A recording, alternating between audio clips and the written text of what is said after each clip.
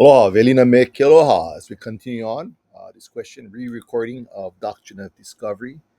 The main purpose, of course, is to really understand um, the question of the mythologies, how political mythologies are used, in fact, and how it's incorporated to create legal definitions, perhaps, or ideologies, and especially with the idea of, again, discovery. Where does it come from, and what does it mean? So again, the question connects with how does so-called American Indians, Aboriginal First Peoples, and other dispossessed people, how were they so-called dispossessed of their land? The question of how does the United States in itself gain title, or what you call legal ownership of the lands, and why is the question of discovery controversial today? And so I can take from Steve Newcomb's writings and talks. He talks about the question of over 500 years ago, this religious doctrine. Again, it's a religious doctrine that is spoken by the popes through a papal bull or a series of papal bulls, which create the ideology by which the Europeans make some sort of claim, not just for lands, but really for the human bodies of today what we call the Americas. And the basis of it, of course, comes from the Judeo-Christian doctrine.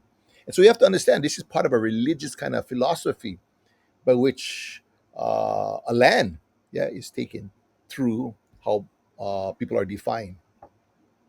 So what is the doctrine of discovery? As Newcomb say, yeah, war against all non-Christians throughout the world.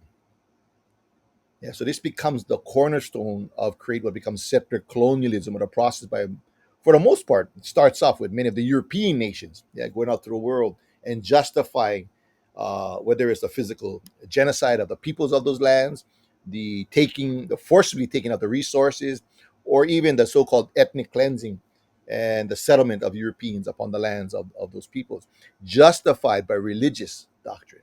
And from the religious doctrine, that becomes encoded into so-called law. Where does it come from? What does doctrine mean? Yeah, a teaching, instruction, guiding principles. The word discovery, what does it mean? Yeah, again, discovery usually has a sense of the first to find someplace, the first to think about something or document some kind of information. Yeah. Well, in this context, yeah, we have to understand what are called papal bulls. So a papal bull is really an edict, it's a proclamation, a religious proclamation that came from the so-called Pope, yeah, the head of the Roman Catholic Church. And what's called Romanus Pontifex back in 1455 through Pope Nicholas, as you can see, granted, yeah, that sense of authority, a religious sense of authority, to invade, search out, capture, and vanquish and subdue all Saracens. In other words, people who were seen as being not part of the Christendom, the Catholic Christian world, those who had not been baptized by the church and were seen as being enemies of the church. And this created the first question of why and how they could justifiably and legally, as tied into the church, captured and made into slaves. Yeah, and with the basic idea that they were seen as being non-human, less than so-called Christians. And this is really a cornerstone, what creates what later becomes chattel slavery, yeah, the kind of slavery that started, in fact, with so-called Columbus.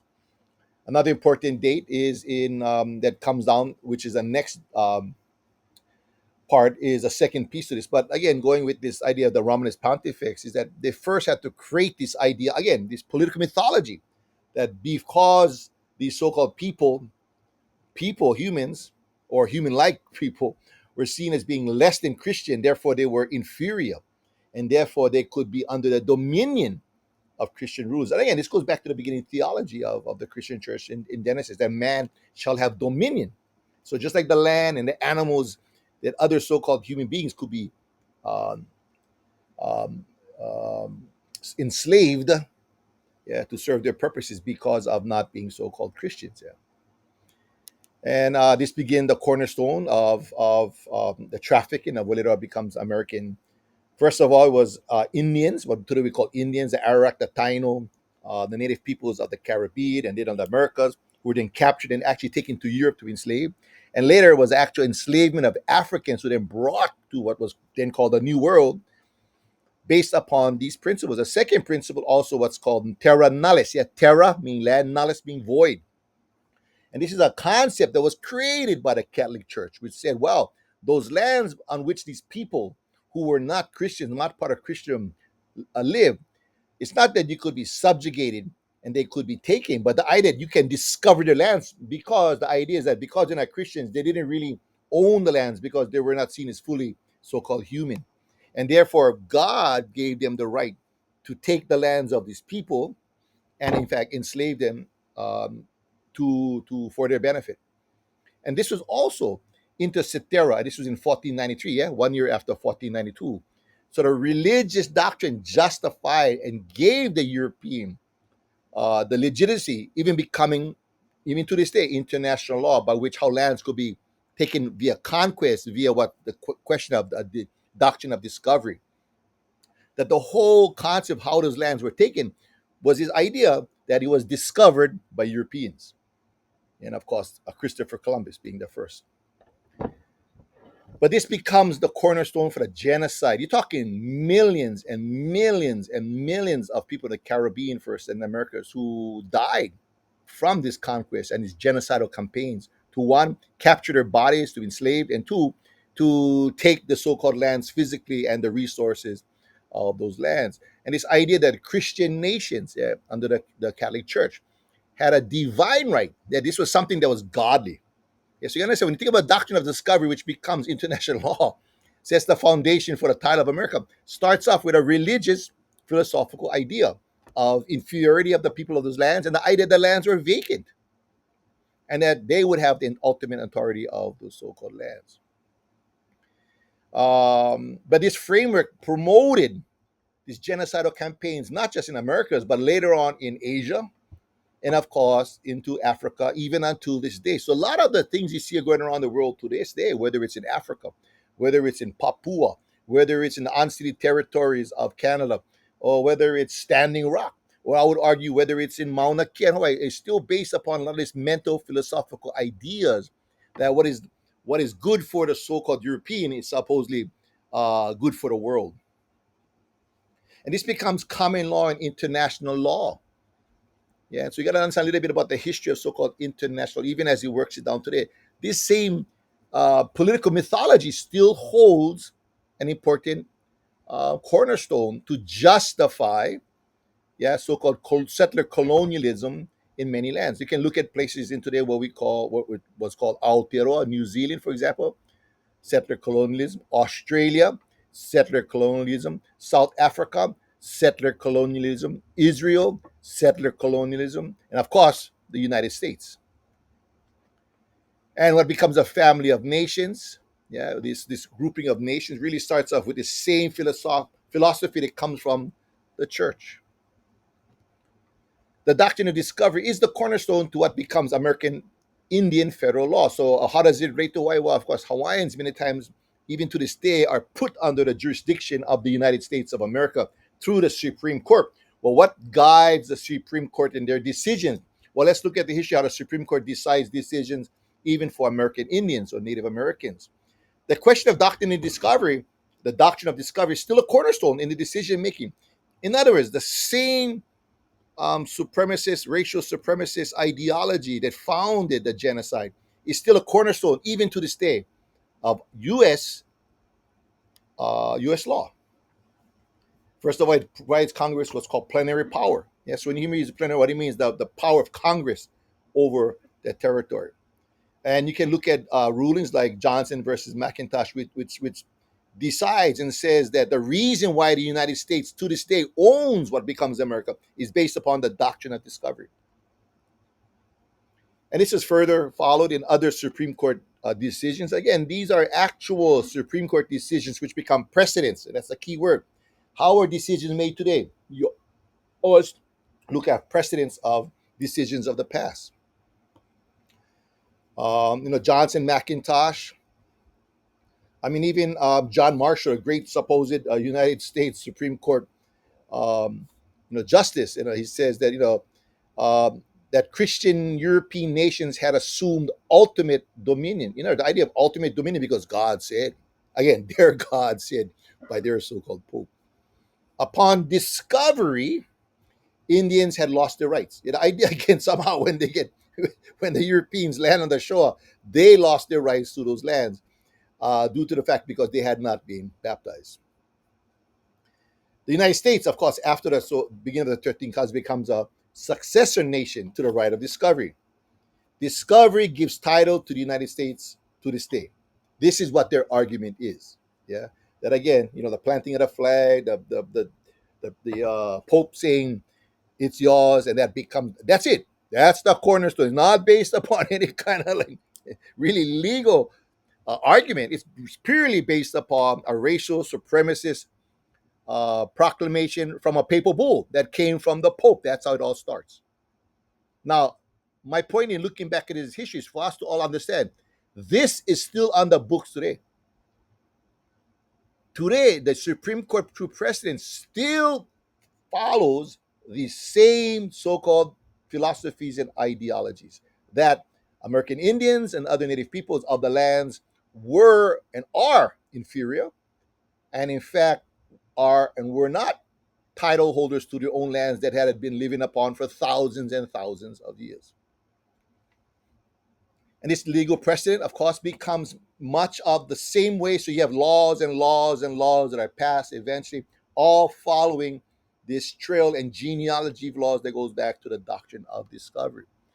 St. Marshall noted that Cabot, the British explorer, was authorized to take possession of lands, notwithstanding the occupancy of the. In other words, even though you have people there, he had a right to take the lands because they are not real human beings. They had yet to become so-called civilized and converted to Christianity, and therefore they had no right to title to the lands. And in fact, they say they have right to occupancy. It becomes a new created language, as you can find. This is again in U.S. This is not Clay Core. I'm just reading exactly what you can find for yourself. So language becomes unoccupied lands. And what is unoccupied lands? Well, lands, not where the unoccupied lands become lands that Europeans had yet to settle. Those become the lands that are considered unoccupied. Yeah. But the idea that even lands that had been lived upon by the so-called natives were seen as being lands that were not owned by the natives because they had yet to become civilized. And this becomes the cornerstone of U.S. Indian policy. Now, how does it connect to Hawaii? Hawaii, many times, Hawaiians and Hawaii specifically, deals with questions over land issues, many times, still reflecting to the same ideology. And I don't have time to go through everything, but again, you can look up, you can read Johnson Graham versus McIntosh case about the title. Where does the United States title come from? And these are the cornerstone decision makings. And my point is, these are still on the books to this day. These precedents still guide Supreme Court decisions to this day. Yeah. So they have to create this identity of what becomes the American Indian and what's called Indian law and Indian land title. But Indian land title never recognized that so-called Indian as a co-equal, as a human being, but always was in the idea that they were people, in fact, to this day, who don't have vest any kind of rights to title because they're still not seen under the law as being equal to Europeans. And these cases, again, you can find over and over, and they become cornerstones to federal Indian policies. Yeah.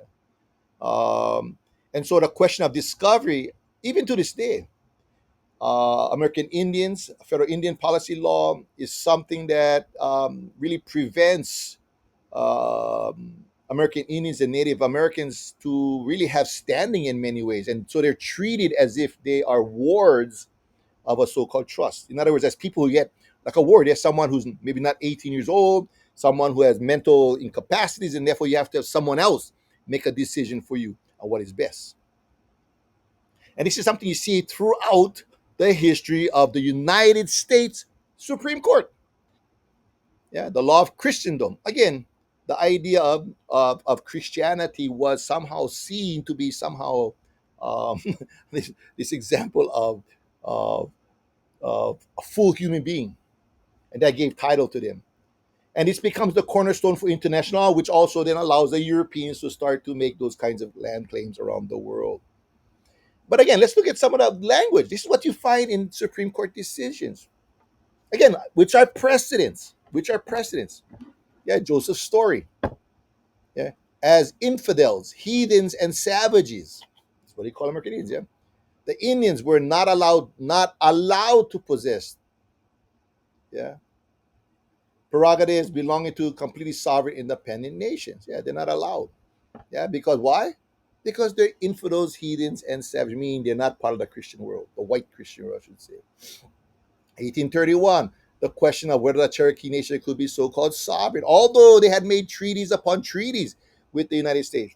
The United States later argued that they did not recognize these Indian nations.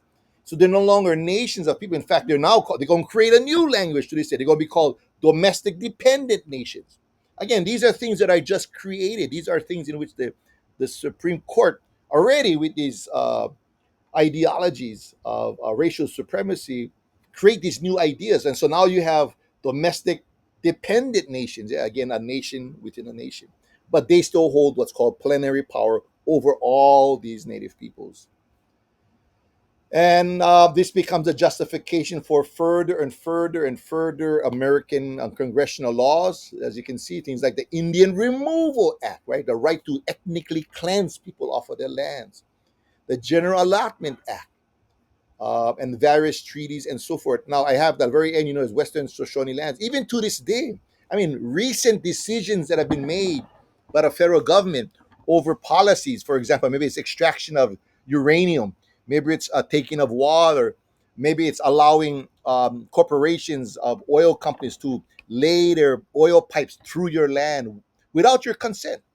A lot of the decision making by federal government officials to decide, well, they're going to side with the corporations to forcibly put their pipes into the drinking waters of people like at Standing Rock, even though they're seen or they're called to be a sovereign nation. But what the decision basically comes in the end is that they're not they don't have the protections of equality. And therefore, corporations have more of a right to come upon native lands, forcibly lay their oil pipes upon sacred lands or lands that were deemed important environmentally. Historical context, just to understand this mentality, even in 1884, what's called the Berlin Conference, when you have all the European nations. If you take a look at this map here, you can see in 1884, all these European nations got together and they divided up Africa amongst themselves to become so-called colonies of their mother. Now, no African was asked, no African was part of these negotiations. And this is why, even to this day, we have a lot of these so-called African nation states and nations that were created not based upon the geography or based upon the different peoples that lived or nations that lived in Africa, yeah, but arbitrarily done based upon the desires of the Europeans to exploit and to take through colonialism the resources and the lands of those people. Yeah, so you can see even to this day, most of Africa is still divided very much like this. In fact, the only lands that is said to have not been officially colonized in this period, in fact, was, as you see, Empire of Ethiopia. That's why you see it's gray and independent, and also Liberia on the opposite end. And this later on, when you think about the question of what becomes the creation of a new language to describe peoples of these lands that were not part of the so-called empire, lands in which you have colonized from foreign lands, have exploited. And today was Aboriginal. Sometimes you might hear the word native. And today, many people use the word indigenous to kind of represent these ideas. Indigenous populations are composed of the existing descendants of the peoples who inhabited the present territory of a country, wholly or partially, at the time when persons or a different culture or ethnic origin arrived there. In other words, right, just like the Australians, right, foreign British Australians move into what becomes later called Australia, the native inhabitants of the land, yeah, what they said, the people who had inhabited prior to the coming of the British. Today this is what we talk about, the language to call them indigenous people. So when you hear indigenous peoples, sometimes, and it gets very complex because depending how it's being used, they have little different meanings legally. But generally, as a whole, yeah, we take the word native people, indigenous peoples, aboriginal peoples, First Nation peoples are generally talking about the same language in which these are the peoples, depending on context, who were firstly perhaps occupied or settled or colonized or ethnically cleansed out of an area. And again, just basic definitions, and the lands, of course, were then taken and claimed, but these were their original homelands. Yeah. We're just gonna move on. Yeah. And even to this day, so a lot of the kind of issues you see around the world many times, whether it's the Amazon, right? You see the native peoples of the Amazon fighting against governmental and private corporate interests in invading their lands, or you're talking of people in, again, Standing Rock, I see territories of Canada, people in Papua, uh, New Caledonia or Kanaki, throughout the world. Yeah, so a lot of times when you hear about these so-called peoples uprising and struggling against or resisting against these corporations and governments, those many times are people who are today would call indigenous peoples who share a lot of the same kinds of struggles. Yeah. Example like Australia, yeah, New Zealand, and just to go back in Australia's history, like you say, settled by British people in 1840. So we think about Australians today. Most people think about blonde hair, European type person. But I mean, we should recognize that is not a native Australian. That is an Australian who had moved to that area. I mean, a couple of hundred years ago, not even 200 years ago at the most. Yeah. But the native peoples of the lands, yeah, those are the true Aboriginal people who would still argue the whole title. They never consented to the taking of their lands. Well, places like New Zealand, through what's called a Treaty of Waitangi in 1840. We'll look at some other stuff later. But how New Zealand itself was created as a British colony, yeah, through violence and warfare, slowly took over parts of those lands, and in fact wrote a treaty with the through the British Crown with the various Iwi Maori peoples of Aotearoa, and today called the Treaty of Waitangi, which we'll look at later on. But slowly, as the European settler, that settlerism population enters into these lands, they slowly take control and generate through warfare and violence. Places like Puerto Rico, yeah, the Burquan, original people of those lands. After the coming of Columbus, the vast majority, I mean, you're talking about millions of people were physically wiped out by the Spanish, and it became a Spanish territory, and the Spanish territory all the way to 1898 at the completion of the Spanish American War. And this is how the United States later will take control of Puerto Rico, yeah, as a colony of the United States, taken from a colony of Spain to a colony of the United States. But again, how this all began with religious philosophy based upon the principles of those bulls, reaffirmed through the various legal mechanisms. And so today we talk about words like indigenous, we talk about federal Indian law, we talk about rights of native peoples, Aboriginal peoples, whether worldwide or in the United States or often in Hawaii.